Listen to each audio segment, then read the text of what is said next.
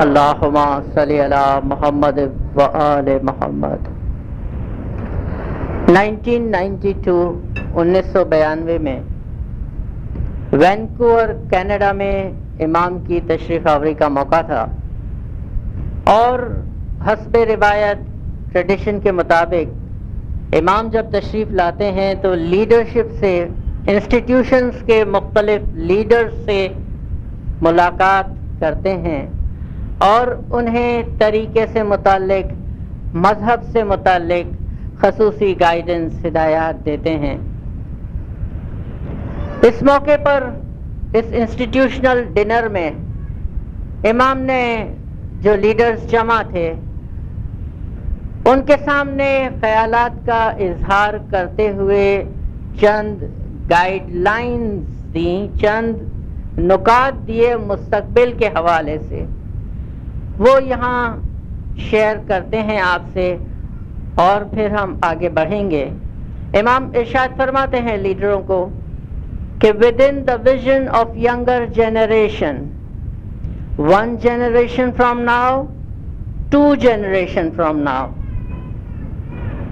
کہ نوجوان نسل کے ذہن میں، ان کے تصورات میں، آئندہ نسلوں کے ذہن میں کچھ سوالات ہوں گے۔ What are the questions they will be asking؟ وہ کون سے سوالات ہیں جو وہ ہم سے پوچھیں گے، آپ سے پوچھیں گے۔ First of all, they will be asking, how do we relate to our tariqa? What is the essence of our tariqa؟ سب سے پہلا سوال وہ ہم سے یہ کریں گے کہ ہمارے طریقے کے ساتھ ہمارا تعلق کیا ہے، اس کی نوعیت کیا ہے، ہمارے مذہب کا ایسنس، جوہر کیا ہے۔ The question number 1، یہ پہلا بنیادی سوال ہے جو نوجوان نسل ہم سے پوچھے گی۔ And this of course means articulation of امامہ، اور اس کا مطلب یہ ہے کہ ہم امامت کے نظریے کو سمجھیں، اس کا تعلق ہماری جماعت کے ساتھ کیا ہے، اس کو سمجھنے کی کوشش کریں۔ Because you cannot articulate our tariqa without understanding concept of امامہ۔ امام ارشاد فرماتے ہیں کیونکہ ہم اپنے طریقے کو، اپنے مذہب کو اس وقت تک نہیں سمجھ سکتے جب تک کہ ہم نظریہ امامت کو نہ سمجھ سکتے۔ جب تک ہم نظریہ امامت کو نہ سمجھ سکتے ہوں، ہم اپنے مذہب کو، امام کہتے ہیں، نہیں سمجھ سکتے۔ تو یہ وہ گائیڈ لائن تھی جو امام نے انسٹیٹیوشنل ڈنر میں لیڈران کے سامنے رکھی، اور آج نوجوان نسل کے ذہنوں میں ایک سوال ہے۔ جہاں بھی جائیے یہ سوال مختلف حوالوں سے سامنے آتا ہے کہ کیا ہم اسماعیلی مسلمان ہیں؟ اگر ہم مسلمان ہیں تو پھر ہمارے طور طریقے، ہمارے رسم و رواج، ہمارے مناسک، ہماری عبادت بندگی کے طریقے دوسرے مسلمانوں سے اس قدر مختلف کیوں ہیں؟ ہم دوسروں سے اتنے ڈیفرنٹ کیوں ہیں؟ امت مسلمہ کا فرد ہونے کے ناطے ہمیں بھی ویسا ہی ہونا چاہیے جس طرح کے دوسرے مسلمان ہیں۔ اب سوال یہ پیدا ہوتا ہے کہ اس کا جواب ہم کہاں سے تلاش کریں؟ مسلمان ہونے کی یا اسلام کی کس تعریف کو اپنائیں، کون سی ڈیفینیشن کو ہم اپنائیں، اسٹینڈرڈ بنائیں، اور اس کسوٹی پر پرکھ کر ہم فیصلہ کر سکیں کہ کون مسلمان ہیں اور کون مسلمان نہیں ہیں۔ کیونکہ ہم اپنے ارد گرد جب نظر کرتے ہیں تو مختلف مکاتب فکر ہیں، مختلف کمیونٹی ہے، اور ہر مکتبہ فکر کا اپنا نظریہ ہے، اور جو بھی عالم دین کسی خاص مکتبہ فکر سے تعلق رکھتا ہے وہ مسلمان ہونے کی ایک تعریف بیان کرتا ہے، اور ساتھ ہی یہ فتویٰ بھی دیتا ہے کہ جو اس تعریف پر پورا اترتا ہے وہ تو مسلمان ہیں، اور باقی جو ہیں وہ اسلام کے دائرے سے خارج ہیں، ان پر تکفیر کا فتویٰ لگایا جاتا ہے۔ لیکن ہم ایسا نہیں کر سکتے اور نہ ہی ہم ایسا کرنا چاہتے ہیں. ہم کسی عالم دین کی ڈیفینیشن کو سٹینڈرڈ نہیں بنا سکتے، معیار نہیں بنا سکتے، کسوٹی نہیں بنا سکتے کہ جس پہ ہم کسی کے ایمان کا جائزہ لیں، کیونکہ ان میں بہت فرق ہے ایک دوسرے کی تعریف میں. تو پھر اس کا جواب کہاں سے تلاش کیا جائے؟ اس کا جواب کہاں سے تلاش کیا جائے؟ کیوں نہ اس سوال کا جواب ہم اس کتاب سے تلاش کریں جو کلام ربی ہے، جو خداوند عالمین کا کلام ہے، یعنی قرآن شریف، اور اللہ پاک سے پوچھیں کہ وہ مسلمان ہونے کی کیا تعریف بیان کرتا ہے اور کیا ہم اسماعیلی اس تعریف پر پورے اترتے ہیں. تو قرآن شریف کی ایک بہت ہی خوبصورت آیت ہے. ویسے تو اس کتاب کا ہر لفظ ہی خوبصورت ہے. وَقُولُوا آمَنَّا بِاللَّهِ، وہ لوگ کہتے ہیں کہ ہم اللہ پر ایمان لائے. وَمَا أُنزِلَ إِلَيْنَا، اور جو کچھ ہم پر نازل کیا گیا. وَمَا أُنزِلَ إِلَىٰ إِبْرَاهِيمَ وَإِسْمَاعِيلَ وَإِسْحَاقَ وَيَعْقُوبَ وَالْأَسْبَاطِ، اور جو کچھ حضرت ابراہیم علیہ السلام پر نازل ہوا، جو کچھ حضرت اسماعیل علیہ السلام پر نازل ہوا، جو کچھ حضرت اسحاق علیہ السلام پر نازل ہوا، جو کچھ حضرت یعقوب پر نازل ہوا، اور ان کی اولاد میں ہونے والے دوسرے انبیاء پر نازل ہوا. آیت مزید آگے بڑھتی ہے. وَمَا أُوتِيَ مُوسَىٰ وَعِيسَىٰ وَمَا أُوتِيَ النَّبِيُّونَ مِن رَّبِّهِمْ، اور جو کچھ حضرت عیسیٰ کو دیا گیا، جو کچھ حضرت موسیٰ کو دیا گیا، اور دوسرے نبیوں کو ان کے پروردگار کی جانب سے دیا گیا. لا نفرق بین احد منہم، ہم اس میں کوئی فرق محسوس نہیں کرتے، ہم اس میں ان تمام نبیوں میں کچھ امتیاز نہیں برتتے. نحن لہ مسلمون، اور ہم اس کے لیے مسلمان ہوئے ہیں. تو یہ ہے وہ ڈیفینیشن جو خداوند عالمین قرآن پاک میں بیان کرتا ہے کہ وہ لوگ جو اللہ پر ایمان لائے، جو انبیاء پر ایمان لاتے ہیں، رسولوں پر ایمان لاتے ہیں، اور ان میں کچھ فرق نہیں محسوس کرتے، اور اس پیغام پر ایمان لاتے ہیں جو خداوند عالمین کی طرف سے ان نبیوں پر لوگوں کی ہدایت کے لیے نازل ہوا، وہ سب مسلمان ہیں. اور الحمدللہ ہمیں فخر ہے کہ ہم ان تمام عقائد پر پورا اترتے ہیں، اور قرآن پاک نے جو مسلمان کی اسلام کی تعریف بیان کی اس پر ہم پورا اترتے ہیں، اور الحمدللہ ہم فخر سے یہ بات کہہ سکتے ہیں کہ ہم مسلمان ہیں.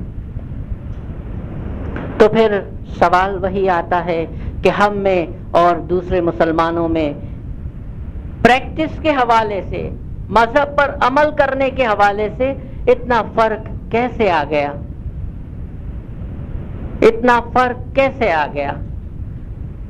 تو بظاہر یہ سوال بہت لاجیکل لگتا ہے، منطقی نظر آتا ہے، لیکن کوئی بھی باشعور شخص تھوڑے سے کامن سینس کو استعمال کرے تو وہ اس کا جواب دے سکتا ہے.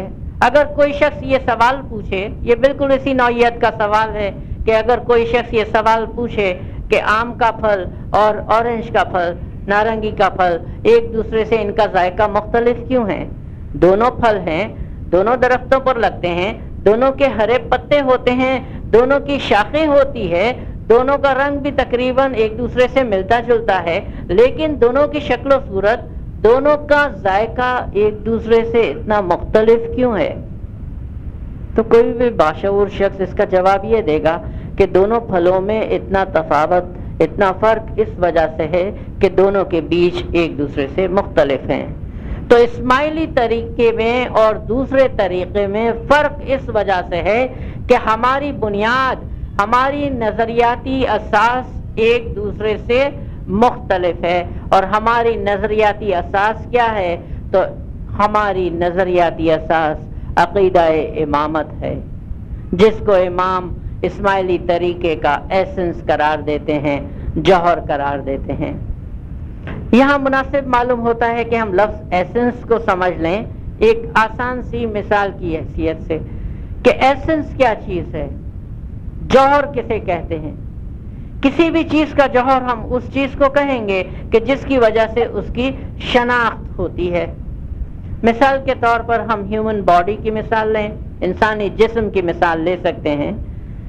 انسان کے جسم کے مختلف آرگنز ہیں، ہاتھ ہیں، پاؤں ہیں، آنکھیں ہیں، کان ہے، دماغ ہے، یہ سب اپنے اپنے طور پر کام کرتے رہتے ہیں، لیکن اگر خدا نخواستہ کسی ایکسیڈنٹ کے نتیجے میں ان میں سے کوئی ایک آرگن کام کرنا چھوڑ دے پھر بھی انسان زندہ رہتا ہے اور انسان ہی کہلاتا ہے، یہ آرگنز ہیں۔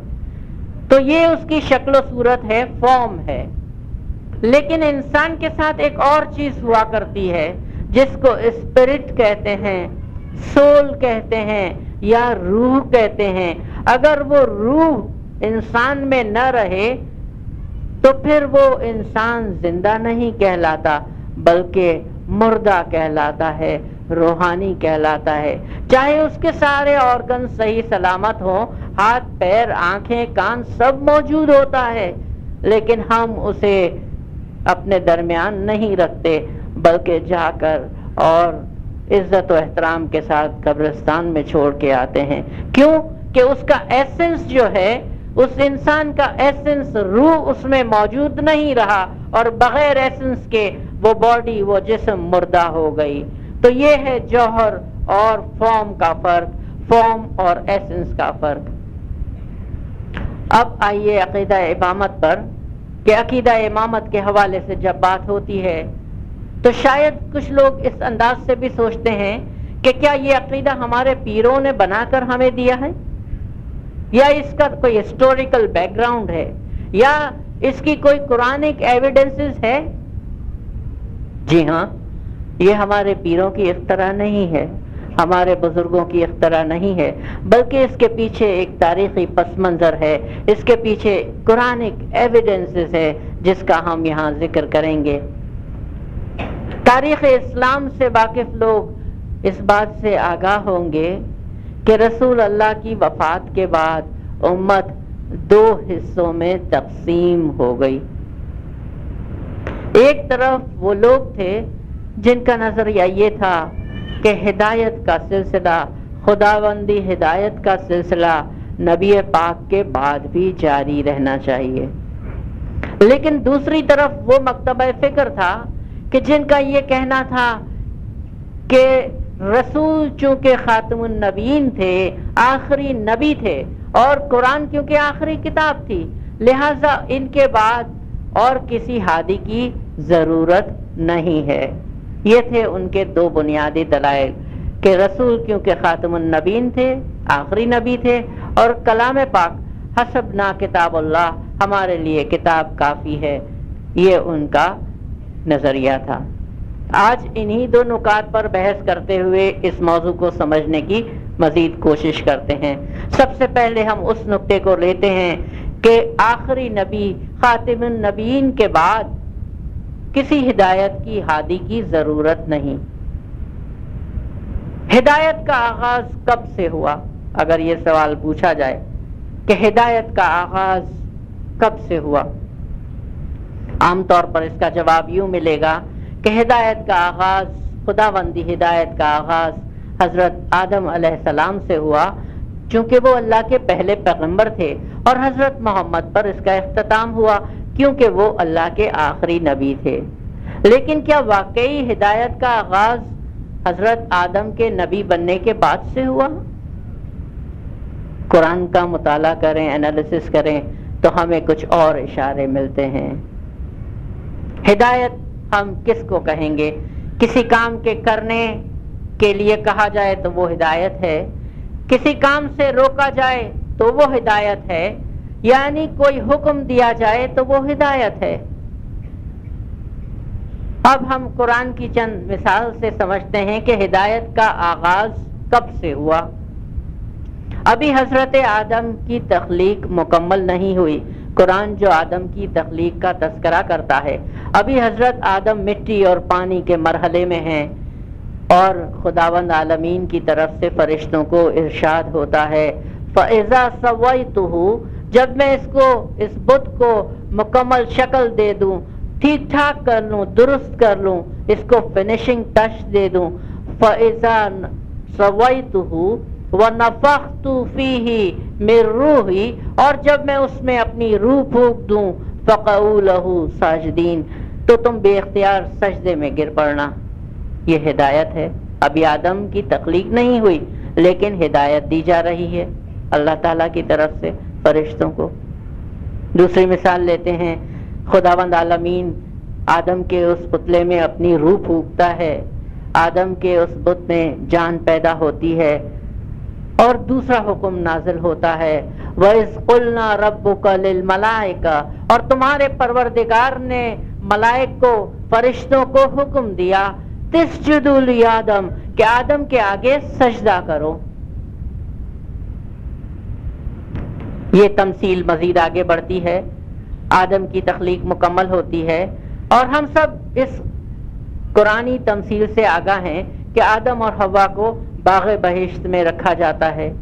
اب وہاں پر بھی روحانی عالم میں بھی آدم کو ہدایت کے بغیر نہیں چھوڑا جاتا، بلکہ ایک اور حکم نازل ہوتا ہے فَلَا تَقْرَبَا هَٰذِهِ شَجَرَةٍ فَتَّكُونَا مِنَ الظَّالِمِينَ، کہ دیکھو اس درخت کے قریب مت جانا ورنہ تم ظلم کرنے والوں میں سے ہو جاؤ گے۔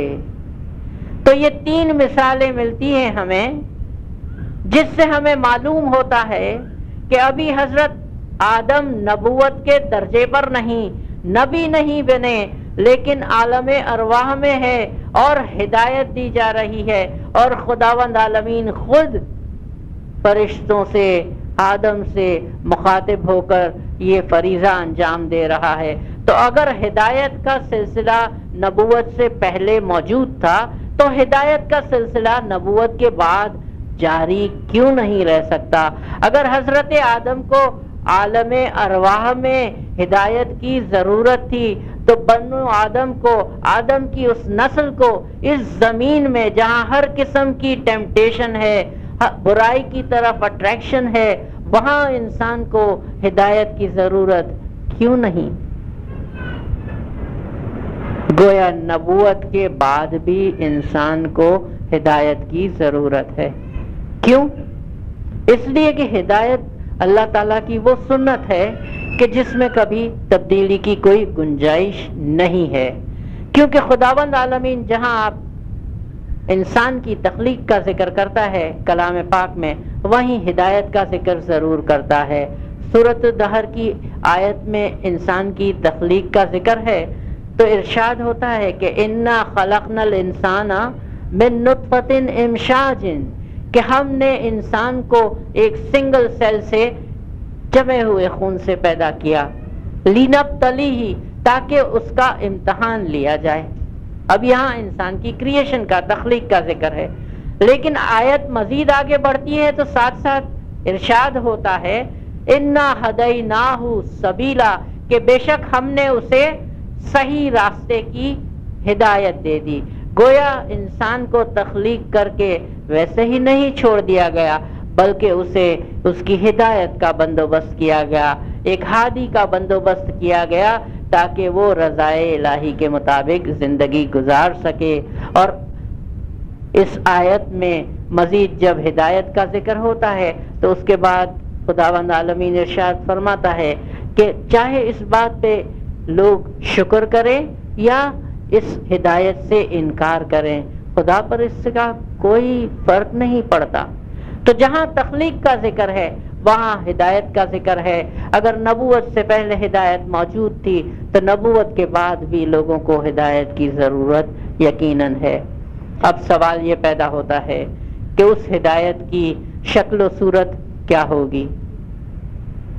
کیونکہ نبوت کا سلسلہ تو ختم ہوا، رسالت کا بھی سلسلہ ختم ہوا، اور ہم دوسرے مسلمانوں کی طرح اس پر یقین رکھتے ہیں، ایمان رکھتے ہیں کہ حضرت محمد مصطفیٰ صلی اللہ علیہ وآلہ وسلم، اللہم صلی علی محمد، آخری نبی تھے۔ تو پھر ہدایت کی صورت ان کے بعد کیا ہوگی؟ وہی قرآن جو نبوت کا ذکر کرتا ہے، وہی قرآن جو رسالت کا ذکر کرتا ہے، وہی قرآن ہدایت کی ایک اور شکل بیان کرتا ہے، یوم ندعو کل الناس بامامہم، کہ اس دن، قیامت کے دن، لوگوں کو ان کے امام کے ساتھ بلوایا جائے گا، ان کے اماموں کے ساتھ بلوایا جائے گا۔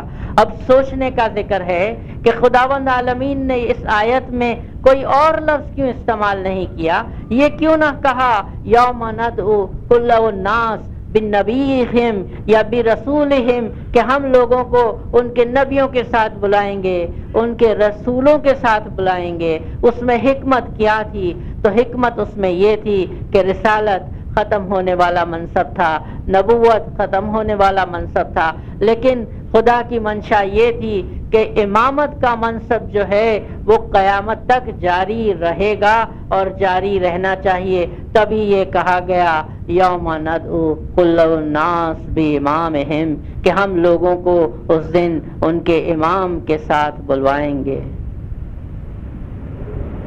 تو ہدایت کا سلسلہ نبوت کے بعد امامت کی صورت میں جاری رہا، اور شیعہ اسماعیلی مسلمان اس عقیدے پر یقین رکھتے ہیں، اور کیونکہ ہم اس ہدایت کے مطابق اپنے آپ کو خود کو تبدیل کرتے رہتے ہیں، تو اس لیے ہماری شکل و صورت دوسروں سے مختلف ہوتی ہے، کیونکہ گروتھ جو ہے، نشو و نما جو ہے، وہ زندگی کی علامت ہے۔ گروتھ زندگی کی علامت ہے۔ اگر کسی چیز کی نشو و نما رک جائے ایک جگہ پر تو اس میں کوئی تبدیلی نہیں آئے گی، لیکن جو چیز گرو کرتی رہے گی، نشو و نما پاتی رہے گی، تو وہ یقیناً اس کی شکل و صورت، شکل و شباہت، لہجے، ہر چیز میں ہم فرق محسوس کریں گے، تو وہ چیز دوسرے لوگوں سے یقیناً مختلف ہوگی۔ اور تاریخی حقائق دیکھیں، اگر اس طرف صرف اشارہ کر کے میں آگے بڑھوں گا کہ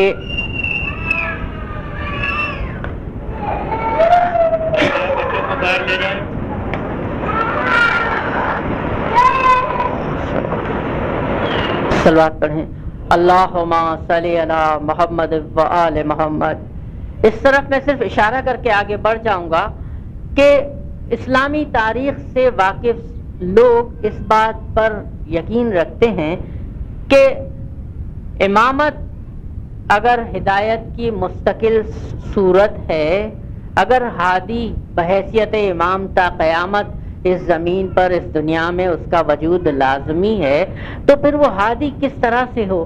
کیا اسے لوگ منتخب کریں یا وہ من جانب اللہ ہو؟ تو یقیناً آدم سے لے کر محمد مصطفیٰ تک اگر تمام ہادی من جانب اللہ تھے، اللہ کی جانب سے تھے، تو یہ ہادی بھی اللہ کی جانب سے ہوگا۔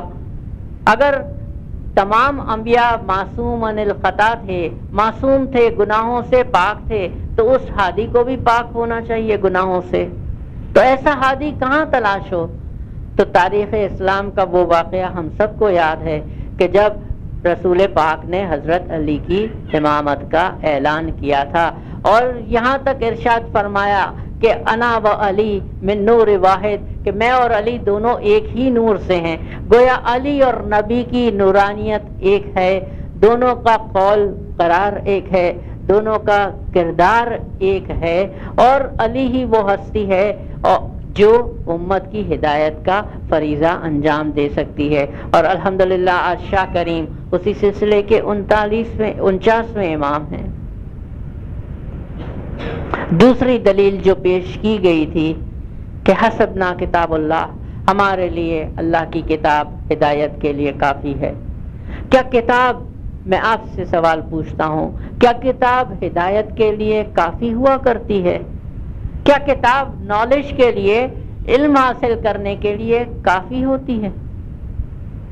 اگر کتاب، صرف کتاب ہدایت کے لیے کافی ہوتی، نالج کے لیے کافی ہوتی، تو ہم اپنے بچوں کو کبھی اسکول، کالج یا یونیورسٹی نہیں بھیجتے، بلکہ کتابوں کا ایک تھیلا اس کے گلے میں باندھ دیتے کہ بیٹا یہ ہے کتابیں، اور جا کر اس سے علم حاصل کرو، ہدایت حاصل کرو۔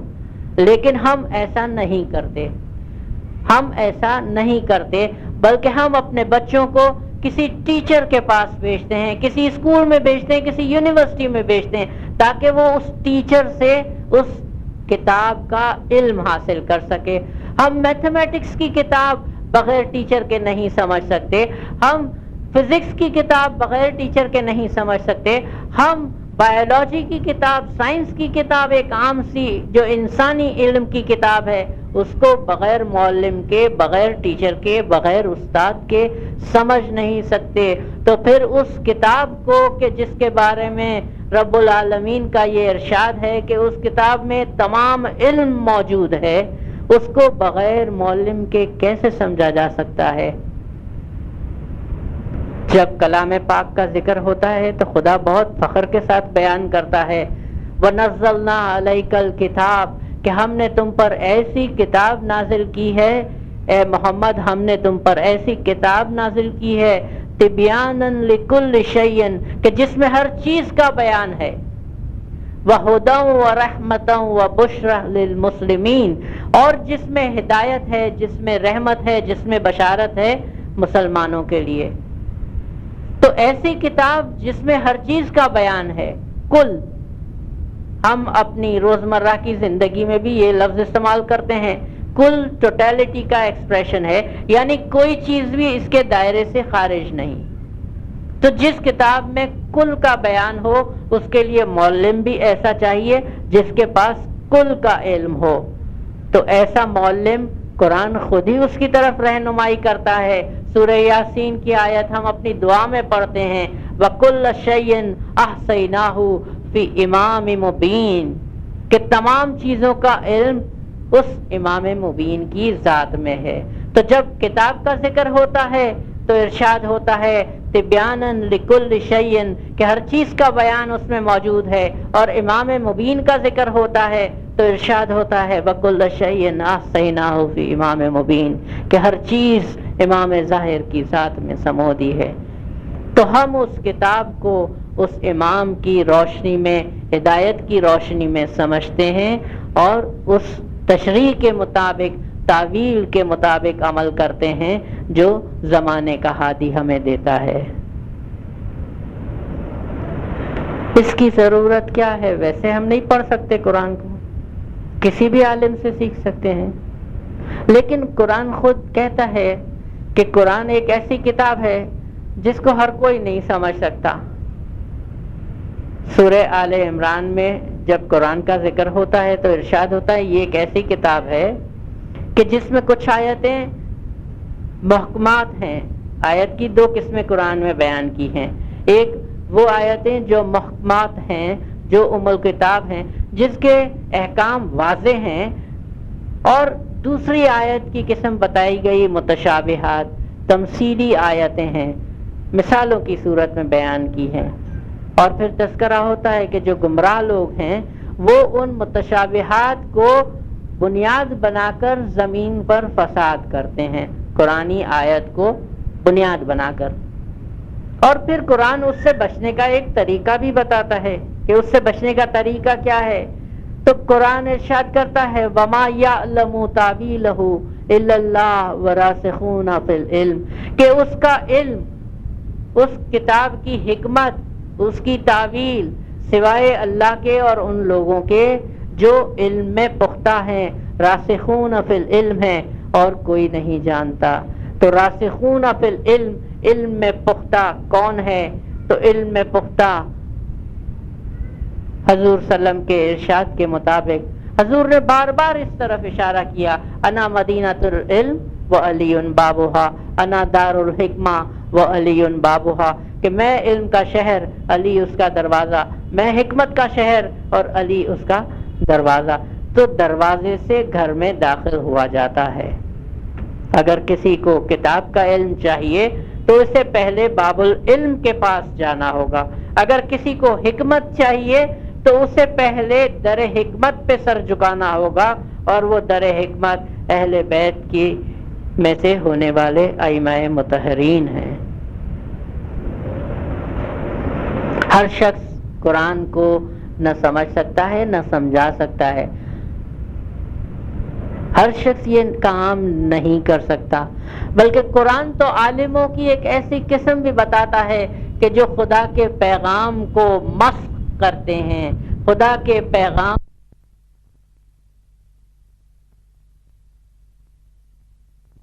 کیوں چھپاتے ہیں؟ وَيَشْتَرُونَ بِهِ ثَمَنًا قَلِيلًا، دنیا کے مال و دولت کے عوض، تھوڑے سے دنیاوی فائدے کے عوض خدا کے پیغام کو چھپاتے ہیں۔ اولئک ما یاکلون فی بطونہم الا النار، کہ وہ لوگ اپنے پیٹوں میں آگ بھرتے ہیں۔ تو چھپاتا کون ہے؟ جسے معلوم ہو۔ اگر کسی چیز کا علم نہیں تو چھپانے کا کوئی سوال نہیں، جسے معلوم ہے وہ چھپائے گا۔ تو ایسے عالموں کا بھی ذکر ہے کلام پاک میں کہ جو خدا کے پیغام کو چھپاتے ہیں دنیاوی مفاد کے عوض۔ تو اس کو سمجھنے کا بہتر ذریعہ وہی ہے کہ ہم آل نبی کے ذریعے، زمانے کے امام کے ذریعے اس کو سمجھنے کی کوشش کریں۔ سوالات ذہنوں میں دینداروں کیوں پیدا ہوتے ہیں؟ ہمارے ذہنوں میں سوالات کیوں آتے ہیں؟ سوالات پوچھنے کے 2-3 ریزنز ہوا کرتے ہیں۔ کوئی شخص سوال لے کے آتا ہے اس خیال سے کہ وہ اپنے دین کی، اپنے مذہب کی سمجھ حاصل کرنا چاہتا ہے، انڈرسٹینڈنگ حاصل کرنا چاہتا ہے، اور اس خیال سے وہ سوالات لے کر آتے ہیں۔ ایسے لوگوں کی حوصلہ افزائی کرنی چاہیے، انکریج کرنا چاہیے۔ سوالات پوچھنے والے لوگوں کی ایک قسم یہ ہوتی ہے کہ جو ماحول سے متاثر ہو کر، اپنے ارد گرد کے حالات سے متاثر ہو کر سوال پوچھتے ہیں۔ جب وہ اپنے ارد گرد دیکھتے ہیں کہ لوگ اس طرح سے عمل نہیں کر رہے جس طرح سے ہم کر رہے ہیں، لوگوں کی اکثریت ان کے خیال کے مطابق، تو وہ یہ دلیل لے کر آتے ہیں یا آرگیومنٹ لے کر آتے ہیں کہ وہاں تو مذہب پر اس طرح عمل ہو رہا ہے، ہم نے کیوں اپنی الگ سے جگہ بنائی ہے؟ ہمیں بھی اسی طرح کرنا چاہیے جس طرح سے لوگوں کی اکثریت کرتی ہے۔ وہ ماحول سے متاثر ہو کر آتے ہیں۔ لیکن کیا حق کو سمجھنے کا، حق کو جانچنے کا معیار یہ ہے کہ کتنے زیادہ لوگ اس کے ساتھ ہیں، کہ اکثریت اس کے ساتھ ہے یا اقلیت اس کے ساتھ ہے؟ کیا حق کو اس بنیاد پر ہم سمجھ سکتے ہیں؟ سیاست اور مذہب میں کچھ تو فرق ہونا چاہیے۔ یہ تو سیاست کا طریقہ کار ہے کہ جس کے ساتھ زیادہ لوگ ہوں وہ کامیاب۔ تاریخ کا جائزہ لیں، کتنے لوگ تھے جو حضرت نوح علیہ السلام کے ساتھ تھے؟ 950 سال تک دین کی تبلیغ کرتے رہے، لیکن کتنے لوگوں کو اپنے ساتھ لا سکے؟ صرف اتنے تھوڑے کہ ایک کشتی میں سما گئے۔ کتنے لوگ تھے جو حضرت عیسیٰ علیہ السلام پر ایمان لائے؟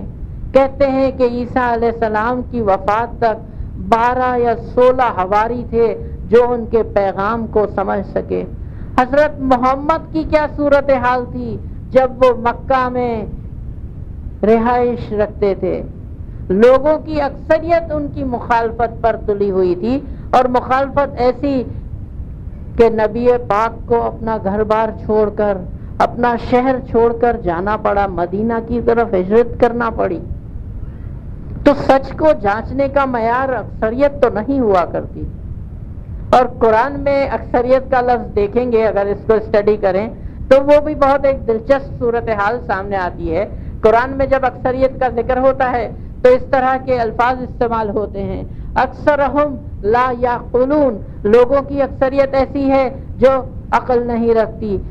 اکثرہم لا یعلمون، کہ اکثر لوگ ایسے ہیں جو علم نہیں رکھتے۔ اکثرہم لا یشکرون، اکثر لوگ ایسے ہیں جو شکر نہیں کرتے۔ اکثرہم فہم لا یؤمنون، کہ لوگوں کی اکثریت ایسی ہے جو ایمان نہیں لاتی۔ اکثرہم کاذبون، کہ اکثر لوگ کذب کرتے ہیں، جھوٹ بولتے ہیں۔ اکثرہم فاسقون، لوگوں کی اکثریت فسق و فجور میں پھنسی ہوئی ہے۔ تو سچائی کا معیار، حق کا معیار یہ نہیں ہے کہ اکثریت لوگوں کی کس کے ساتھ ہے، بلکہ حق تو حق ہوا کرتا ہے۔ روحانیت، معرفت، کو سمجھنا ہر کسی کے بس کی بات بھی نہیں ہے. یہ ایک مشکل راستہ ہے، تبھی تو ہمارے پیروں نے اسے تلوار کی دھار قرار دیا ہے. یہ جی ستپنتھ ساچ ہے جیوں کھنڈا کیری دھار، کہ یہ ستپنتھ حق ہے اور ایسا ہے، اس کی مثال ایسی ہے جیسی تلوار کی دھار پر چلنا، اور تلوار کی دھار پر چلنا ہر ایک کے بس کی بات نہیں ہے. تو ہمیں فخر ہونا چاہیے کہ ہم اس صراط مستقیم پر چل رہے ہیں، اور مولا ہمیں ہماری حیاتی تک جو بھی زندگی ہے ہم اس راستے پر چلتے رہیں تو یہ ہمارے حق میں زیادہ بہتر ہوگا. کسی اور کا لینس پہن کر دیکھنے کی کوشش کریں گے تو چیزیں ہمیں اور بھی دھندلی نظر آئے گی. کبھی یہ تجربہ کر کے دیکھیں، میں اگر اپنا چشمہ اتار کے ان صاحب کا چشمہ پہن لوں گا تو مجھے اس میں بہتر انداز سے نظر نہیں آئے گا، بلکہ پہلے جو نظر آتا ہوگا وہ بھی دھندلا جائے گا. تو اگر اپنے عقیدے کو سمجھنا ہے تو پہلے اپنے نظریے کو سمجھنا ہوگا، اور اس سے ہم اپنے عقیدے کو، طریقے کو بہتر انداز میں سمجھ سکتے ہیں. ایک سوال اور آتا ہے کہ کیا امام دین میں کچھ، امام کا اختیار کیا ہے، اتھارٹی کیا ہے، کیا وہ مذہب میں، دین میں کچھ تبدیلی کر سکتے ہیں؟ اور بہت عجیب لگتا ہے ہمیں کہ جب مرید جو اپنے آپ کو بیعت کے ذریعے امام کے، مرشد کے سپرد کر چکا ہے، وہ یہ سوال اگر پوچھتا ہے کہ مرشد کے اختیار کیا ہے، اس کی اتھارٹی کیا ہے، کیا وہ یہ تبدیلی کر سکتا ہے یا نہیں کر سکتا، تو بڑا عجیب محسوس کرتے ہیں کہ بیعت کر کے کیا ہم مذہب کو نعوذ باللہ اپنی مرضی کے مطابق چلانا چاہتے ہیں؟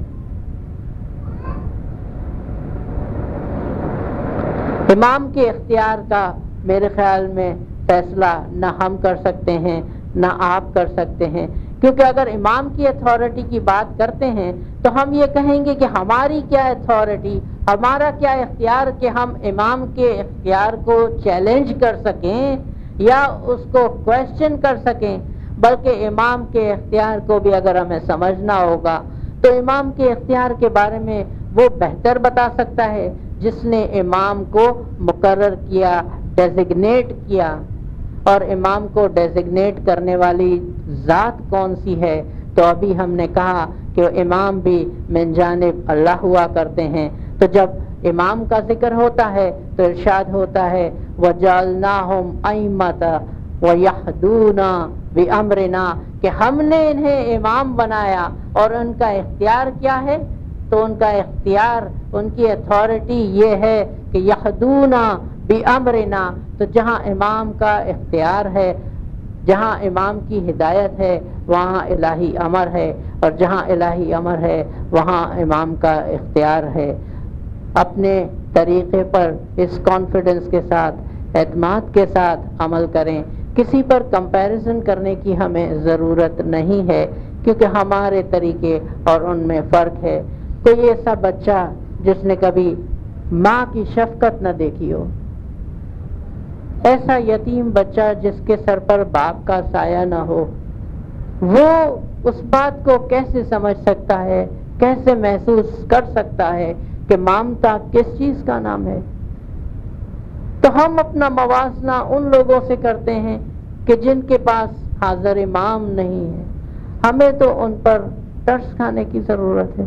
مولا سب کو ہدایت دے، خداوند عالمین سب کو ہدایت دے، لیکن ہم اپنا موازنہ ان سے کیسے کریں؟ ہمیں تو شکر گزاری میں سر جھکانا چاہیے کہ مولانا حاضر امام، زمانے کے حاضر و موجود امام کا سایہ ہم پر ہے، اور اس کی ہدایت سے ہم فیضیاب ہو رہے ہیں اور انشاءاللہ ہوتے رہیں گے. تو نہایت کانفیڈنس کے ساتھ، فخر کے ساتھ اپنے طریقے پر عمل کریں کہ یہ طریقہ کوئی الگ طریقہ نہیں، یہ طریقہ قرآن کا طریقہ ہے، یہ طریقہ محمد کا طریقہ ہے، یہ طریقہ علی مرتضیٰ کا طریقہ ہے. صلوات پڑھیں. اللہم صلی علی محمد و آل محمد. Subscribe us at www.youtube.com/srayemani.